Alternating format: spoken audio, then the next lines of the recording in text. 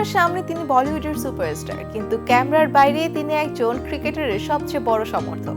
মাঠে বিরাট কোহলির ব্যাট যখন কথা বলে, গ্যালারিতে তখন সবচেয়ে আবেগীয় দর্শক হয়ে ওঠেন আনুশকা শর্মা।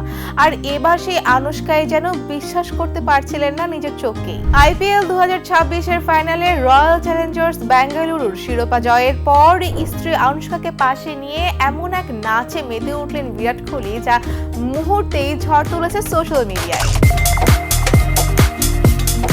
আহমেদাবাদের নরেন্দ্র মোদী স্টেডিয়ামে গুজরাট টাইটান্সকে 5 উইকেটে হারিয়ে টানা দ্বিতীয়বারের মতো আইপিএল চ্যাম্পিয়ন হয় আরসিবি। আর সেই জয়ের নায়ক ছিলেন বিরাট কোহলি। 156 রানের লক্ষ্য তাড়া করতে গিয়ে তিনি খেলেন অপরাজিত 75 রানের ম্যাচ জয়ী ইনিংস। তবে ম্যাচের পর ট্রফির চেয়েও বেশি আলোচনায় আসে কোহলির উদযাপন। সামাজিক যোগাযোগ মাধ্যমে প্রকাশিত ভিডিওতে দেখা যায় আনুশকা শর্মা, দীনেশ কার্তিক এবং সতীর্থদের সঙ্গে আনন্দে নাচছেন কোহলি।